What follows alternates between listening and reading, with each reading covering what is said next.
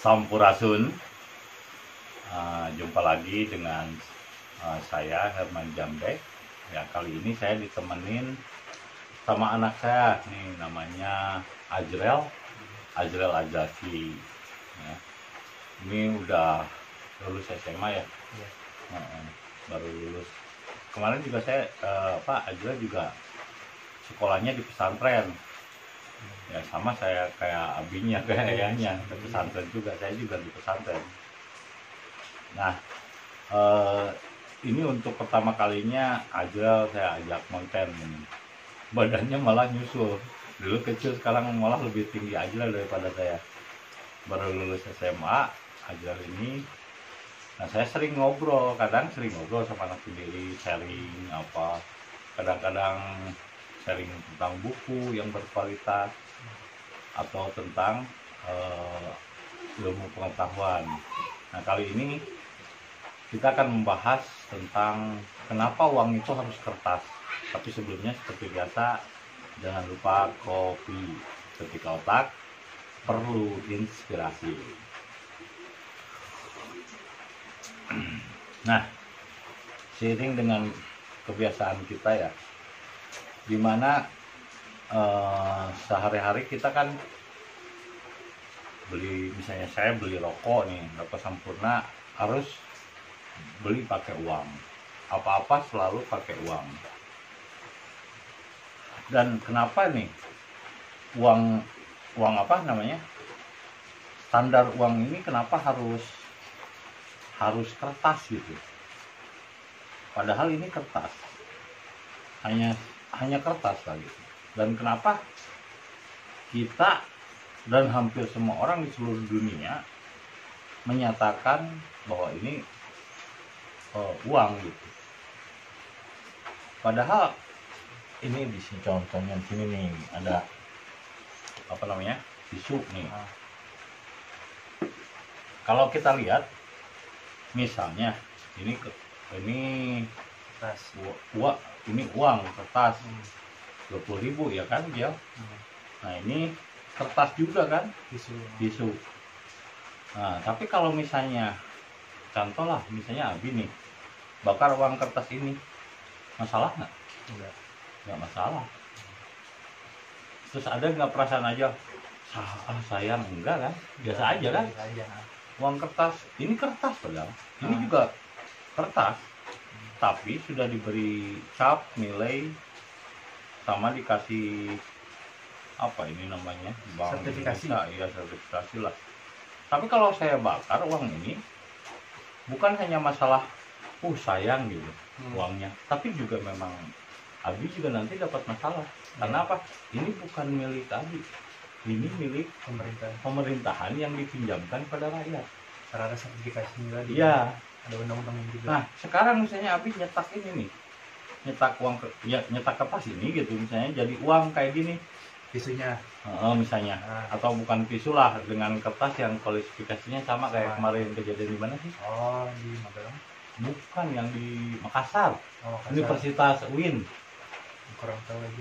Ada beritanya di Universitas UIN nyetak uang. Menggandakan uang gitu. Bukan mencetak uang, bikin uang. Sampai 12 kali bikin uang, sampai sama persis. Tapi kan di situ ada kodenya. Nah, satu di sini ada kodenya, kedua ini juga sertifikasi uang, bukan sertifikasi, disebutnya apa? Uang ini hanya boleh dicetak oleh negara. Ya, karena tidak ada lagi legalisasinya. Nah, ketika Abi nyetak uang, kenapa nggak boleh? Karena ini ditentukan oleh siapa? Negara. Nah, ternyata negara itu juga ditentukan oleh World Bank atau Federal Bank yang besar ya. Diatur. Ini seperti sebuah permainan, sebuah game gitu. Padahal pikir-pikir kalau dilihat, apa sih kertas gitu, dibakar hilang. Sekarang kena air rusak juga kan, apalagi dolar itu nggak boleh ngelipet begini. Ngelipet begini aja udah risk begini, udah nggak laku ya dolar itu kan. Nah, kenapa kita mempercayai bahwa ini adalah uang gitu? Karena itu adalah kayak apa, sertifikat emas gitu. Nah, ini kan bukan artinya berarti kita sudah terkena sihir sebetulnya. Terkena sihir itu maksudnya terkena guna-guna bahwa diyakinkan kepada semua orang bahwa ini adalah uang. Padahal ya, kertas apa sih ini kertas? Tahu nggak kenapa kertas uang kertas ini menjadi uang alat tukar? Sejarahnya tahu nggak? Kapan terjadinya itu? Ketika Rockefeller itu, keluarga Rockefeller. Rockefeller itu pendiri Bank World Bank. Sejarah aslinya terjadi pada abad ke-1 Masehi di Cina. Ada namanya dinasti Tang. Nah, jadi ada orang Eropa, waktu itu orang Eropa juga udah ke Cina, udah berlayar, udah ada perahu kan. Nah, orang Eropa ini ke Cina, terus melihat orang Cina memakai kertas tapi nggak segede gini, gede kertasnya gitu, segini gitu. Ya kayak sertifikat biasanya gede. Oh gitu, sertifikat terus ada tulisan Cinanya. Terus orang beli ubi gitu, beli beras pakai itu. Nah, orang Eropa aneh. Di Eropa juga masih pakai koin emas kan. Nah, orang Eropa aneh nih. Oh, kenapa ya orang Cina pakai apa? Pakai sertifikat kertas gitu. Iya. Nah, pas ketika ditanya, seringkali katanya terjadi perampokan di tengah jalan. Jadi misalnya upeti buat raja nih, dari desa, misalnya desa Guangzhou, dibawa mau ke kerajaan, di tengah jalan dicegat sama apa? Rampok, terus diambil uang emasnya. Sama bandit itu. Nah, kan dulu pakai tile gitu kayak perahu itu, kan? Emasnya Cina itu kan 1 gram, 2 gram, itu 5 gram. Kalau rakyat kecil pegangnya perak, ya kan? Kalau kayak gini gitu ya. Enggak kayak gitu, yang kayak perahu bentuknya. Oh, perahu itu bentuk, ya. bentuk gitu kayak perahu. Terus ada kalau logam di Indonesia kan bentuknya gini, terus di tengahnya ada bolong. Ada di film Eng nih, si Bumi. Di Jepang juga ada yen yang gitu. Yen. Kan dulu kan pakai koin ya. Satu nilai misalnya taruhlah 1 koin ini 1 rupiah misalnya, 1 gram. Tapi kan ada banyak jenis logam ya, contohnya kan ini perak, perunggu juga. Nah, tahu nggak kerajaan Sunda pertama yang ada di Nusantara namanya apa? Sultan Hatta. Bukan kerajaannya namanya. Oh, nama kerajaannya Kerajaan Mataram Kuno. Bukan, kerajaan Sunda paling tua, bahkan sebelum Masehi udah ada. Pesisir pantai. Enggak di Sunda. Aja harus tahu sejarah dong, kan sebagai orang Sunda masa nggak tahu sejarah, harus tahu sejarah. Apalagi yang diajarin Mataram Kuno. Enggak, Mataram itu kesininya. Oh, kesininya. Nah, tahun 700-an ini ada pendiri pertama. Yang Nama kerajaan pertama di Sunda dan di Nusantara itu namanya adalah Salaka Nagara. Salaka Nagara. Tahu nggak artinya Salaka? Pulau. Salaka itu artinya perak. Oh, perak. Salaka Negara itu jadi negara perak. Kenapa dikatakan negara perak? Karena mata uang yang berlaku di negara tersebut pakai perak. Makanya nih orang tua nih, seberapa perak? 2 perak, 3 perak nih. Nah, kalau emas hanya digunakan untuk bangsawan yang banyak duitnya gitu. Bangsawan, pedagang yang banyak duitnya baru pakai emas. Nah, pecahannya perak. Jadi misalnya emas, taruhlah ini 1 gram emas nih, 1 rupiah. Kan kalau 1 gram emas sekarang harganya berapa? Sekarang harganya 800.000. 1 juta lebih. Terusnya 1 juta lebih lah. Soalnya 1 juta lebih kan terlalu banyak kan. Akhirnya dibuatlah pecahan perak. Taruhlah satu logam emas itu 1 rupiah. 100 perak gitu. Misalnya 1.000 perak gitu. 1.000 perak. Jadi nah yang diperjualbelikan di masyarakat itu perak. Makanya ada istilah 1 perak, 2 perak.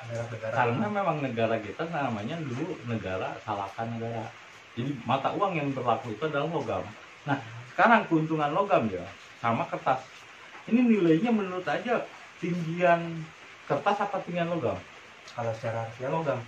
Kalau secara fisik ya. Secara fisik. Masalahnya kalau logam kan jatuh ke tanah misalnya, jatuh tanah dikubur, ya tetap begini. Tapi kalau ini dikubur bisa di tanah rusak nggak? Iya, pasti bakal kena apa sih nanti yang kalau jadi kertas Rayap. terurai. Terurai hancur kan? Iya. Kalau ini meskipun 100 tahun terkubur di tanah, dia akan tetap begitu. Value itu nilai, hilang nggak nilainya? Enggak. Tapi kalau ini Hilang. kebakar juga hilang. Nah, tapi kenapa nilai ini sekarang lebih tinggi daripada Kan aneh ini, kan aneh ini kan. Karena kan ada inflasi lagi tadi. Lah iya, siapa yang bikin sertifikasinya itu? Bank Kan, dunia itu. iya, kan aneh kan? Harusnya ini lebih tinggi daripada kertas. Karena kertas kan kebakar aja hilang. Kalau ini kan kebakar juga misalnya ketika berubah meleleh, value-nya tetap segitu. Misalnya ini 1 Oh gram. iya, 1 gram tetap 1 gram walaupun hancur rusak. Walaupun dilelehkan kan. Nah, hanya dibentuk tetap nilainya misalnya Rp1. Nah, kalau ini dibentuk, dibakar ya udah hilang. Ini Jadi dibakar, origami gitu. iya, jadi kertas origami rusak. Tapi kalau ini dibakar meleleh, ya tetap value-nya segitu. Misalnya ini Cetak satu, ulang. ya misalnya ini 1 gram, nih, 1 gram. ya, dilelehin, value-nya 1 gram nggak? Masih 1 gram. Masih 1 gram nggak akan berubah. Kenapa kita nggak berpikir untuk kembali ke uang koin gitu? Karena kan zaman Nabi Muhammad juga pakai koin. Iya, Zaman kerajaan Majapahit bahkan kerajaan di Nusantara juga pakai koin. koin, nggak berubah nilainya. Sekarang dulu kalau nggak salah Nabi Muhammad itu membeli apa namanya, Unta. bukan unta, domba istilahnya, Ah, itu 4 dinar. Dinar itu mas, oh dinar emasnya ya. Nah. Jadi 4 gram emas. 4 gram mas.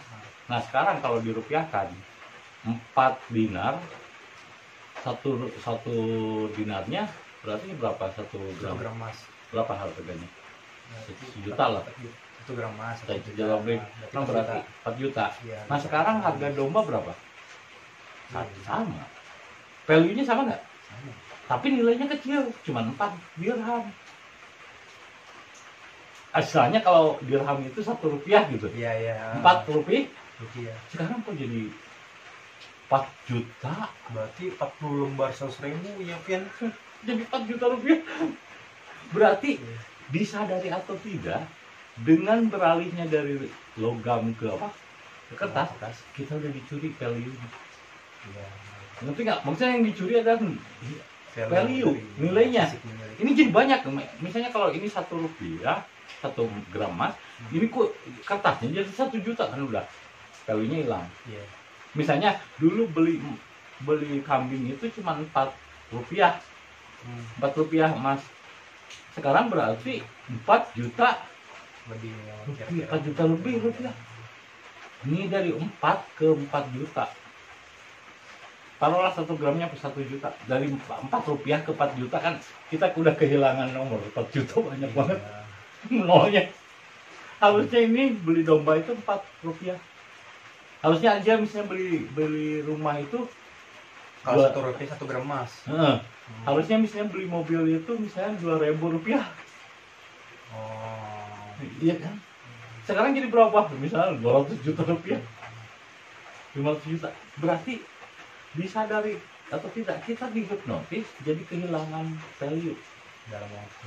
iya, kita banyak ini tapi nilainya nggak ada. Lagian juga ini kalau kebakar apa hilang. Dan kita kalau mencetak kenapa nggak boleh? Karena di sini ada ini dari Ya nomor seri siapa yang bikin? Bank Indonesia. Bukan Federal Bank, ditentukan oleh Federal Bank. Dan kita diatur oleh bank. Dan awal mula ketika kertas itu tadinya obligasi. Jadi dinasti Tang itu gini, karena uang emasnya sering hilang. Nah, emas tetap disimpan di persimpanan di bank namanya. Mereka nyebut bank, udah ada bank satu masih itu. Nah, yang beredar di masyarakat adalah kertasnya. Nah, kertas ini yang bertuliskan misalnya dan cap kerajaan ini sebagai obligasi namanya. Jadi untuk nilai tukar adanya emas, adanya emas. Jadi misalnya kertasnya jadi 5 gitu. Misalnya 1 gram emas, misalnya kertasnya 5 gitu. Nah, yang dijual emasnya itu jadi pecahan kertasnya itu kan. Tapi nilai jual kertas ini berarti obligasinya ditentukan oleh emas kan. Ini ada karena adanya emas. Dulu juga gitu.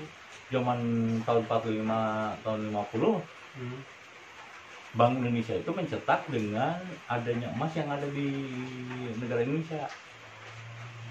Jadi obligasi lah istilahnya. Jadi boleh mencetak misalnya 1 miliar karena nilai emasnya 1 miliar. Paham nggak maksudnya? Apa. Jadi aja misalnya punya uang kertas gini 1 juta. Ini karena ada emasnya 1 gram gitu, paham nggak? Koinnya gitu. Karena ada obligasi itu jadi pertukaran karena ada koinnya 1 gram. Maka aja punya uang 1 juta. Nah, yang dijual 1 juta ini. Tapi maksudnya yang 1 juta ini bernilai satu emas 1 gram. Nah, ininya sebagai alat tukarnya gitu. Maksudnya ininya kan sebagai istilahnya apa ya? Obligasi atau misalnya jaminannya. Jaminan di bank. Ada ininya kan nggak hilang? Nggak ada di bank. Nah, yang jadi pertanyaan sekarang, emasnya nggak ada. Emasnya nggak ada. Yang nggak ada sekarang dolar. Jadi nilai rupiah yang ada sekarang ukurannya dolar. Dolarnya juga dari mana? Kan jadi kita nggak jelas lagi. Iya, karena bisa digandakan kan. Iya kan?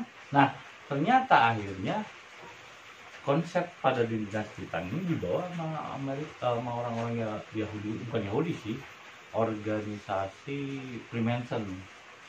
Freemason ini dibawa ke Amerika, dibuatlah konsep bank. Ya, bank Oleh yang yang itu keluarga. Ya, yang menciptakan adalah keluarga Rockefeller dari Mesir. Itu bukan Yahudi, bukan Islam, karena yang Amerika juga. Bukan Amerika juga, orang Mesir kan Rockefeller menciptakan sistem bank. Terus bagaimana supaya uang kertas ini bisa dicetak? Dia membuat namanya pinjaman. Jadi nggak utangkan. Padahal masih nggak ada. Nggak ada nggak ada. Uang dari mana? Nah, ketika orang meminjam uang itu ke bank, barulah bank mencetak uang. Jadi uang itu sebetulnya money come from bank. Uang itu ada karena utang. Akhirnya apa? Konsep ini dijejalkan kepada semua negara, bahwa setiap negara kalau mau membangun harus punya hutang. Karena apa? Dari hutang itulah bank mencetak uang. Asalnya nggak ada, bayang nggak? Kalau dulu masih wajar zaman Cina, zaman dinasti Tang, karena ini ada emas, maka ada kertas gitu sebagai kwitansi misalnya. Nah, ini 1 juta misalnya kertasnya, ini 1 gram gitu, perak 1 rupiah misalnya. Peraknya ini misalnya 1.000 perak, kertasnya misalnya 1 juta. Nah, sekarang malah kok kenapa uang kertas malah beli emas? Emas itu untuk obligasi, untuk menunjukkan adanya uang. Malah sekarang kertas pakai beli uang. Yang gilanya lagi, obligasi yang sekarang nilai tukarnya bukan dengan emas, tapi dengan dolar. Jadi kalau misalnya Indonesia mau nyetak nih, itu ditentukannya sama Amerika sama dolar. Sekarang $1 seberapa? $1 15.000 gitu. 15.000 lebih. 15.000 lebih ya, 15.970 per. Aja punya uang $100. Rupiahnya jadi berapa? Rupiahnya jadi 1,5 juta kan? Yang untung apa? Dolar kan? Ngomong investasi. Nah, kalau misalnya sekarang ini anjing pegang dolar misalnya 100 rupiah. Kalau Indonesia, tapi yang harus menentukan kan negara, nggak boleh kalau individu membuat dan mencetak dan memusnahkan uang kertas diganti dengan emas. Kan ini lebih bernilai kan? Lagian juga kalau hilang di kebun nggak bakalan hilang, nggak bakalan value-nya nggak bakalan apa berubah kan? Taruhlah 1 rupiah 1 gram, berarti 1 rupiah 1 juta kan? Nih 1 rupiah taruhlah 1 juta nilainya, value-nya. Berarti dolar berapa? 75 dolar. Nah, 1 rupiah 75 dolar akan terjadi kalau nilai mata uang Indonesia emas. Ngerti nggak? Ya, karena emas itu lebih berharga daripada uang kertas ini. Iya. Jadi Indonesia ganti 1 rupiah 1 koin emas 1 gram. Maka 1 rupiah dolarnya 75 dolar. Berarti menang nggak? Tapi kenapa negara nggak bisa melakukan itu? Ya, itu jadi pertanyaan kan. Artinya berarti harus punya berapa ton emas untuk mencukupi semua orang Indonesia pakai emas itu. Indonesia kenapa ngebangun Monas Soekarno? Itu emas itu Adalah simbol emas. Nah sekarang dicuri, yang jadi diambil sama Amerika. Sekarang kita nggak untung jadinya. Lah iya, sekarang tahu nggak di NTB Abi pernah ke NTB itu. Yang katanya ada apa itu emas ngeraup terus jadi akhirnya warga desa terus kemari gara-gara itu bekas emasnya lebih besar daripada di Jaya. Sekarang dikuasai sama perusahaan apa? Amerika, sama perusahaan Cina. bulan Maret. Dan anehnya negara memberikan itu, negara kita banyak. Jadi negara kita itu emas diambil sama orang, sama perusahaan gitu, misalnya sumber daya Freeport, lain gitu. boleh hanya karena membayar pajak. Tapi kalau misalnya aja nih punya tanah, sebidang tanah misalnya 1 petak di dalam tanah aja itu misalnya ada emas, kalau aja gali dan kelola sendiri aja kena penjara. Padahal tanah aja gitu. Nah, Ngerti nggak maksudnya? karena perlu sertifikasi itu kan tadi. Nah, iya, itu namanya penjajahan. Goblok kan ya? Kan tanah kita misalnya punya tanah aja. Nah, Terus aja tahu Jadi- bahwa ternyata digali jangan emas lah, minyak misalnya di dalamnya. batu bara juga. Batu bara digali. Kalau aja bukan sebuah PT, digali sendiri, perusahaan sendiri, aja kena penjara. Karena apa? Karena ada undang-undang tanah dan segala isinya milik negara. Nah ini kan kacau. Kenapa? Tapi kalau ada perusahaan lain misalnya kayak kayak misalnya Paramount, misalnya terus Freeport, kenapa diizinkan oleh negara gitu? Padahal itu asing loh. Akhirnya emas kita diambil, padahal kita itu kaya dengan emas. Jangan emas, minyak bumi paling banyak di dunia adanya di mana? di Selat Sunda. Di Indonesia. Minyak bumi itu apa sih? Yang kayak buat bensin kayak gitu. Bahan bakar minyak. Nah konsepnya aja di sekolah diajarin minyak bumi dari mana? Dari banyak berbagai kan di bawah tanah itu ada minyak bekas hasil fosil itu. Nah bisa juga di laut, bisa juga di daratan. Ya, dari mana minyak bumi itu? Dari tanah. Banyak orang di sekolah diajarkan minyak bumi asalnya dari fosil dinosaurus kan? Ya dari jadi tanah mengendap. Benar sana itu pembodohan yang dilakukan Rockefeller yang bikin Bank Dunia supaya orang berpikir minyak bumi itu terbatas, akhirnya harganya Mahal. padahal kuotanya minyak bumi dengan mineral itu sama. Mineral air Dengan minyak bumi itu sama banyaknya. berarti 75%, 70% di bumi ini Minyak banyak kok, di kita juga bisa digali asal kita punya alatnya. sebanyak air lautan gitu. Nah iya, Iya sih. Kalau dipikir-pikir ya. minyak bumi itu asalnya sebetulnya dari plankton, bakteri, mikroba atau lain sebagainya. Tidak, bukan dari fosil dinosaurus saja. Kenapa dicekokin di sekolah ada pelajaran itu? Itu adalah kolonialisme, penjajahan. Supaya orang berpikir minyak bumi langka, akhirnya dibuatlah jadi mahal. Kalau nggak begitu kan jadi murah. Jadi Kalau misalnya terbatas. minyak bumi kayak air misalnya, jadi apa? Jadi Kayak minyak sawit. ya iya, jadi murah dong. Karena minyak sawit bisa diternakin kan, bisa dibanyakin lagi, jadi Murah. iya murah. Iya kan? Nah, supaya orang berpikir bahwa minyak bumi seperti bensin, oli, gas itu apa namanya? Susah dicari. Susah dicari gitu. Jadi akhirnya mahal. Iya kan? Ya definisi susah dicari emang susah dicari. Cuma Iya. Cuman kan sebetulnya banyak, hanya alat aja yang nggak memadai gitu kan. Bisa disuling sebetulnya minyak bumi itu. Kalau nggak disuling digendangin gitu pakai copi. Suling gendang. Jadi juga susul ya tuh kesuling. Atau bisuling gendang. Nah intinya apa sih? Ya intinya semua yang ada di dunia ini adalah politik keuntungan, nyari keuntungan, penjajahan. Sekarang orang coba pakai kertas pikir-pikir apa coba, dan semua orang menyetujui bahwa ini uang. Coba ganti dengan apa? Koin tadi. Koin. Kok sekarang kenapa ini nilainya lebih tinggi? Ini 20.000, ini cuma 1.000, cuma nilainya jadi lebih tinggi. Yang kertas. Nah kalau misalnya ini emas atau perak aja, ini lebih tinggi dari kertas. Lah kenapa orang kok menyetujui bahwa ini adalah uang dan nilainya kenapa jadi lebih tinggi daripada koin? Kalau koin padahal dibakar, hilang di kebun juga nggak akan berubah value-nya.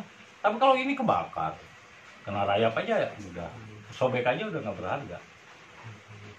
Nah kita udah dimanipulasi. Dan kita anehnya nggak bisa melawan. Kenapa? Apa? Nggak bisa melawan kalau bukan sistem. Karena ini mereka juga membuat ini karena sistem. Sama seperti minyak, karena pakai sistem, Akhirnya kita nggak bisa melawan bahwa banyaknya air minyak bumi itu sama dengan air mineral. Cuma karena apa sih? Kita ditipu supaya harga minyak jadi mahal. Karena terlihat cuma ada di bawah tanah. Iya, padahal Pak, sebetulnya banyak gitu. Ya, karena bawah tanah juga dalam sih. Iya dalam, banyak, luas juga. Nah itu yang jadi aneh. Kenapa uang harus kertas dan kenapa apa-apa kita harus beli pakai uang gitu. Akhirnya kan mau nggak mau manusia disadari atau tidak dijajah loh. Kita mencari uang gitu kan untuk ini. Cari uang ya. Ya kan? Karena juga uangnya bakal terus turun. Iya, nilainya. terus nilainya juga value-nya jadi hilang gitu kan. Dan bank bisa mengubah satu negara menjadi bangkrut. Dibuat apa? Dibuat apa? Inflasi. Inflasi ya kayak Siapa yang bikin inflasi? Rockefeller itu. Lah kenapa kita ngikutin aturan mereka gitu kan? Aneh kan? Kenapa negara Republik kita ngikutin aturan mereka? Karena negara Republik Indonesia juga dulunya dibuat sama Belanda. Kita bukan negara merdeka. Tahun 49 perjanjian di Den Haag, konferensi meja bundar. Jadi Belanda baru mau mengakui Indonesia kalau negaranya Republik. Kenapa harus Republik? Karena bisa bayar utang. Bukan, karena biar bisa diatur sama negara lain. Bukan cuma hanya utang yang itu, jadi Belanda bisa menuntut utang gitu. Enggak, satu, karena kita bisa dikendalikan oleh negara lain. Republik itu kan negara milik bersama. Iya. Bisa dikendalikan. Kalau raja nggak bisa. Raja absolut, nggak bisa dikendalikan. Thailand aja nggak bisa dikendalikan. Thailand. Hah? Karena raja absolut. Tapi kalau Republik bisa intervensi. Negara lain bisa intervensi terhadap negara kita. Sehingga tidak ada fungsinya presiden itu. Karena apa? Ya masih bisa dikontrol sama negara lain. Buktinya apa? Uang. Nggak bisa kita membuat uang misalnya rupiah 1 gram emas. Karena kita mata uang kita masih dikontrol sama Bank Dunia. Itu lemahnya Republik. Republik itu negara bersama yang bisa dikontrol oleh negara lain. Tapi kalau kita negaranya kerajaan, ini bisa terwujud. 1 rupiah 1 gram. Pecahannya misalnya 1000 perak gitu. Terus ada lagi misalnya nanti pecahan dari 1000 perak misalnya perunggu misalnya. Nah, ketika manusia udah kembali ke logam, itu nggak akan ada yang bisa ngalahin mata uang dan nggak bisa diatur dengan inflasi. Kita kan punya negara yang absolut mandiri. Kayak Kaisar Jepang. Ya, nggak bisa dipengaruhi dengan negara. Gitu. Kalau Kaisar Jepang mah ya pakai yen. Tapi yen juga sekarang nilainya tetap kayak masih pakai kertas.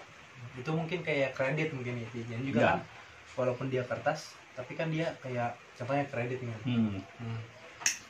Jadi masih tetap harganya itu tetap. Iya, negara tetap nggak bisa menjamin secara ekonomi rakyatnya selama nilai itu karena uangnya pakai kertas. Karena yang bikin ini Bank Dunia. BI aja tahu nggak? BI itu punya siapa? Bank Indonesia. Punya siapa? Punya negara. Enggak. Punya Belanda. Asalnya BJB. Diubah jadi BI. Namanya itu BI, tapi banknya itu bank Belanda loh. Sekarang hukum yang ada di Indonesia nih, kayak Hotman Paris gitu. Hotman pakai hukum apa? Pengacara itu.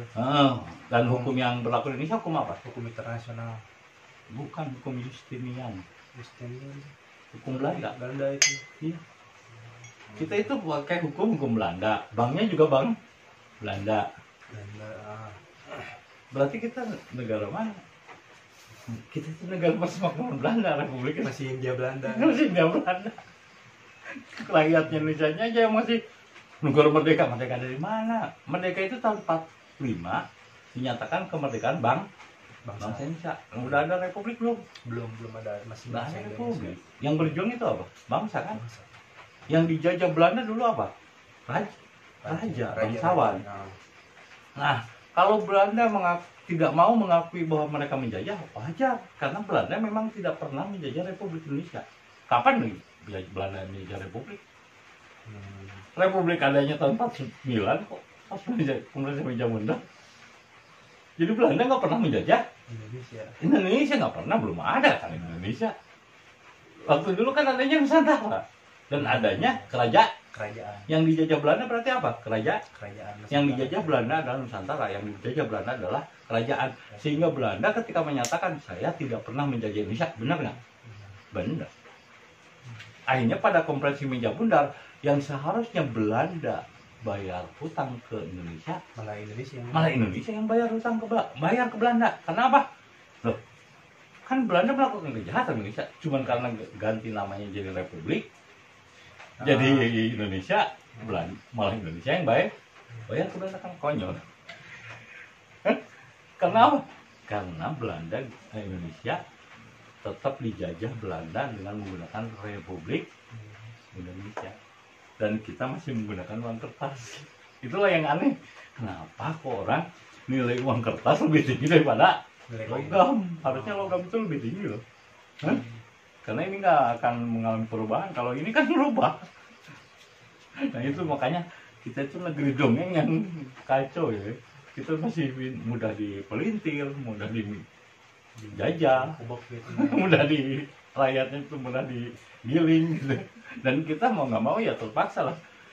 Ini bukan Tuhan kan, tapi tidak sedikit orang yang mempertuhan uang. Kalau banyak duitnya, sultan, orang hebat gitu. Dihormati berdasar apa? Hartanya. Nah, berarti orang Indonesia masih tetap memuja benda. Padahal benda bukan Tuhan.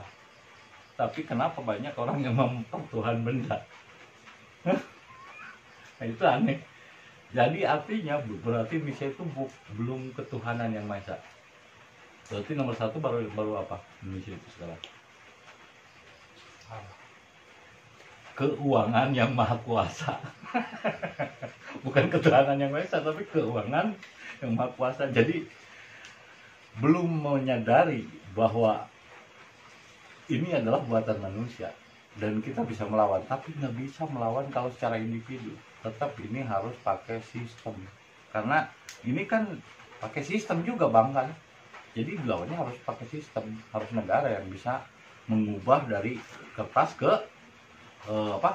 koin kan. Kalau koin nggak berubah. Nah ini ngobrolan ringan aja. Gimana aja ngobrol sama Abi, berat gak? Enggak sih, nggak berat. Sebenarnya banyak juga kan, contohnya kayak gini, penurunan ekonomi di Indonesia. Sebenarnya sebabnya itu apa? Apakah karena pemerintah, konstitusi, ataukah karena rakyatnya? Itu kan jadi pertanyaan juga banyak kan di internet dan juga kan. Kenapa penurunan ekonomi itu terjadi di Indonesia? Apakah itu karena konstitusi, pemerintah, atau karena rakyatnya? Sebenarnya balik lagi karena masa lalu itu yang kelam. Iya. Karena kita memang belum menjadi negara yang berdaulat. Kan di undang-undang juga menghantarkan kepada gerbang kemerdekaan, baru sampai gerbang gitu, belum masuk. Kan jelas kan situnya. Kan Indonesia menghantarkan kepada gerbang kemerdekaan. Belum merdeka gitu. Baru nganterin ke gerbang doang. Iya. Tapi gerbangnya nggak ditutup. Nggak ditutup gitu, terbuka, tapi kita belum masuk. Tetap kita belum masuk ke dalam kemerdekaan. Merdeka itu kalau pegawai Alfamart, UMR-nya misalnya 10 juta. Kebutuhan hidup misalnya taruhlah di Bali kebutuhan hidup per orang contohnya 5 juta, 6 juta. Sekarang enggak, kalau pegawai UMR di Bali, di Alfamart misalnya di pabrik 3 juta. Nah, sedangkan kebutuhan hidup 6 juta itu namanya apa? Pemerasan, penjajahan. Nah, kalau misalnya kebutuhan hidup 6 juta, gajinya 10 juta, baru itu kemerdekaan. Coba sekarang UMR berapa? 3 juta nyampe 2 juta. 3 juta. Iya, 3 juta. Sedangkan kebutuhan hidup 5 juta. 6 juta kan? 6 juta tergantung. Apalagi di Bali kan? Iya, kalau di Bali. Di Bali itu sampai ada yang pernah diwawancarai cewek kalau di Bali Selatan. Di Kuta kayak di Kuta Dua, bisa dua. Bali itu harus 15 juta. Sebulan baru bisa hidup. Kenapa ya? Indomie bener 15.000. Iya. Nah, 15 juta sebulan, sementara misalnya gaji UMR cuma 3 juta, itu namanya pemerasan.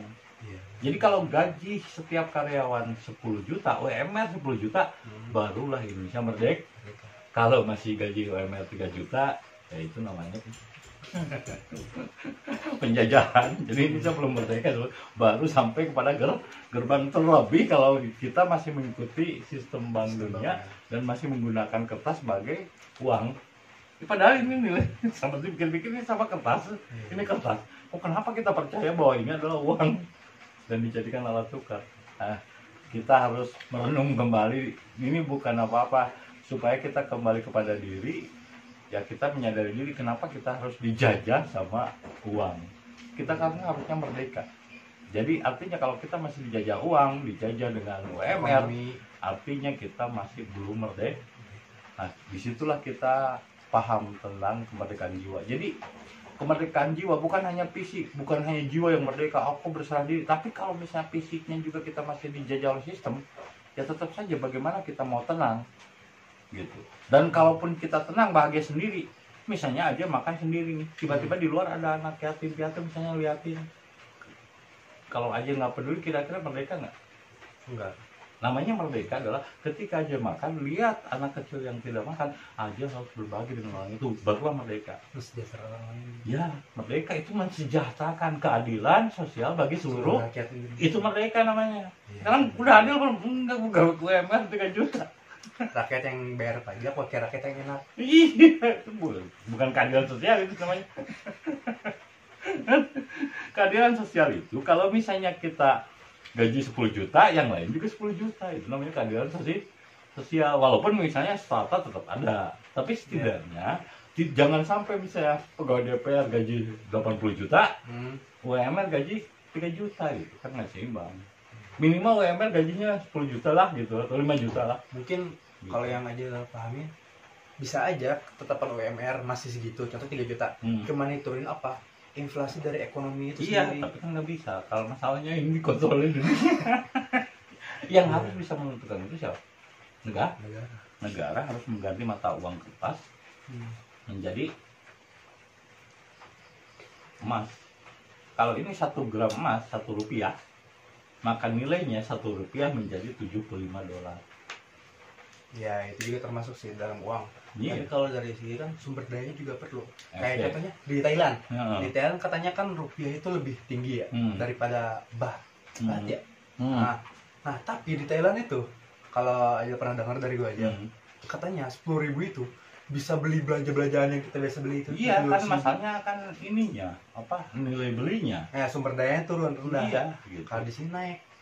Itu kan yang jadi banyak pertanyaan kan, kenapa sumber Iya, daya tinggi. karena kan itu tadi dibuat inflasi sama mereka diatur. Bahwa kayak- orang sumber daya itu langka. Kayak gini lah di Zimbabwe atau mana ya, di Amerika Latin. Oh, Afrika yang katanya 1 juta 1 juta 3 telur. Telur beli 3 1 juta. 1 juta. Nah, itu dibuat inflasi oleh Bank Dunia. Karena Amerika kan di Afrika itu ada Afrika Selatan namanya Afrikaner. Jadi Afrika itu bule semua. Dibuat karena memberontak, tanahnya diambil sama orang-orang bule Afrikaner yang dulunya orang Belanda yang mau jajah ke Indonesia. Jadi Belanda itu dulu sebelum menjajah Indonesia mampir dulu ke Afrika Selatan, tinggal di Afrika Selatan, tapi malah menguasai Afrika Selatan. Disebutnya Afrikaner, makanya bule semua kalau di Afrika Selatan. Nah, terus pindah ke Yaman, dari Yaman ngambilin orang-orang Yaman ke Indonesia jadi Habib. Jadi sebetulnya perjalanan menjajah ke Indonesia itu panjang, POC itu. Panjang. Termasuk Afrika itu juga karena gara-gara Belanda sih zaman dengan apa? Waktu Yaman dimasukkan ke Indonesia. Nah, akhirnya mereka pengen menguasai, dan Afrika Nelson Mandela juga memperjuangkan untuk merebut tanah sana mereka, dibuat ke mereka inflasi, sehingga nilai uang mereka itu jadi nggak berharga gitu. Itu dibuat sama sistem, dan Afrika akhirnya nggak bisa melawan. Coba kebayang nggak beli 3 telur 1 juta gitu. Nilainya udah gimana? Bahkan kita saja sama seperti itu. Iya. Misalnya harusnya 1 rupiah itu 1 gram gitu, 1 juta. Sekarang jadi 1 juta, kan berarti kita kehilangan nilai. Kayak katanya Dirampok, iya, dulu beras sebelum masuk 2000 ya. Katanya beras tuh masak 1 kilo katanya masih 5.000 4.000 ya. Abi dulu beli, tahu nggak, Jel? Iya. Abi beli dulu ini rokok. Ini dulu beli Abi tuh zaman SMP aja ini 1.000. Sebatang. Enggak, sebungkus. Hah? Sebungkus. Sebungkus 1.000. Serius, 1.000.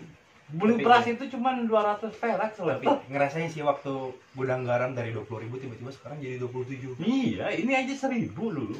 1.000 rupiah, kebayang nggak? Abi tahu nggak? Abi jajan seminggu tahu berapa dikasih sama Umi? 5.000. Itu paling lebih juga 6.000, itu buat seminggu loh buat 6 hari. aja Abi ngirim ke aja berapa seminggu? 200 kan? Nah, Lah iya, dulu Abi 5.000 kebayang nggak? kok sekarang 5.000 cuma 2 batang doang. Dulu 5.000 coba kebayang, seminggu lagi 5.000 aja kan, sekarang mah 200.000 seminggu. Iya. Kan? Sebulan udah berapa? 800 lah. Kadang-kadang kan Abi kadang ngirim 300 juga kan. Nah, sebulan 1 juta lah gitu. Nah dulu mana ada Abi cuma 5.000 perak gitu buat seminggu loh. Tapi kan nilainya dulu masih besar. Iya masih. Berarti sekarang jumlahnya banyak, tapi value-nya Sedikit. hilang. Jadi kayak kerupuk. Iya. Jadi kayak Aron tahu nggak yang digulanin jadi apa? Eh, Yang gede nih. gulali. Oh, gulali, bukan gulali yang gede. Gula kapas. Oh, gulungan kapas kayak Gula gitu. kapas, Kita jadi kayak gitu. Jadi kayak kerupuk gitu. Gede, 1 juta, 2 juta, tapi nilainya nol. Mendingan kita balik lagi misalnya Rp1 1 gram. Iya. Rp1 1 gram itu jelas justru kita akan mengalahkan dolar. Karena apa? Misalnya Rp1 1 gram. Rp1 berarti jadi $75. Tapi kalau misalkan jadi kredit contohnya kan nggak ada nih uang benar-benar yang kalau aja pikirin dari ekonomi masa depan gitu, nggak ada koin, terus nggak ada juga kertas, tapi pakai kartu atau kayak contohnya digital gitu, yang kayak contoh di film-film atau di novel. Nah, kenapa nggak pakai kredit itu, jadi ntar teh kayak kita teh jadi ada uang digital. Ya emang sekarang juga kan yang digital, sekarang yang ada gini juga cuman alat tukar doang kan. Iya. Kayak Abi misalnya beli kayak kemarin di mana ya, di restoran itu yang bayar, Abi pakai QRIS kan. Pas kemarin ke Delta kan belanja pakai QRIS bayar. Sekarang juga udah pakai itu, cuman tetap kan value nilainya tetap pakai kertas. Coba kalau nilai tukarnya pakai emas, kita mungkin akan memiliki nilai lagi. Nah, cuman kan yang masalahnya nilai tukar ini jadi emas itu yang nentuin harus negara. Sedangkan negara kita adalah negara republik yang masih juga dikontrol oleh negara lain. Dan itu bukan negara merdeka, makanya dalam undang-undang adalah kita sampai kepada gerbang kemerdekaan. Jadi itulah permasalahan di kita adalah negara kita juga baru sampai gerbang, belum membuka gerbang, belum masuk kepada gerbang kemerdekaan karena masih banyak penjajahan dalam sistem negara kita. Jadi orang bekerja keras di kita nggak ada di zaman ini. Bukan kerja keras. Orang banyak yang pinter sarjana juga banyak yang susah nggak jadi jaminan. Jadi Indonesia itu kalau pengen kaya makmur itu cuma satu jaminannya. Satu, hoki, keberuntungan. Ya. Momen. Keduanya skill. Ketika datang momen dan skill kita ada, disitulah terjadi ledakan. Kalau misalnya ngandelin pinter, ngandelin kerja keras, karena sistem negara kita udah disetting begitu, jadi nggak ada yang bisa kaya. Kuli bangunan juga lebih kerja keras. Kerja keras, tapi kan tetap aja begitu hidupnya, karena sistemnya kita masih tetap menggunakan sistem uang kertas. Nah itu perlahan iringan sebetulnya dengan anak, biar ini kalau saya ngobrol sama anak suka begitu, ngobrol tentang konspirasi, ngobrol tentang uang. Supaya apa? Supaya ke bawah. Karena apa? Kita dipengaruhi oleh lingkungan. Kalau aja misalnya bergaul sama orang-orang bodoh, jadi ke bawah bodoh. Aja bergaul dengan orang-orang cerdas, ke bawah cerdas. Aja bergaul dengan orang-orang yang jago ekonomi, ya ke bawah. Jadi tergantung aja menempatkan diri. Maka value dirimu adalah tergantung penempatan. Nah itu saja video kali ini, obrolan ringan dengan anak saya ajaki, biar dia bisa ngobrol nanti selanjutnya. Masa ibunya guru PNS, guru bahasa Jepang ya, di SMA. Bapaknya juga guru, masa anaknya nggak bisa ngobrol kan? Ya, terima kasih atas kesetiaannya menonton video saya dan saksikan terus video-video berikutnya. Tapi jangan lupa kopi ketika otak perlu inspirasi.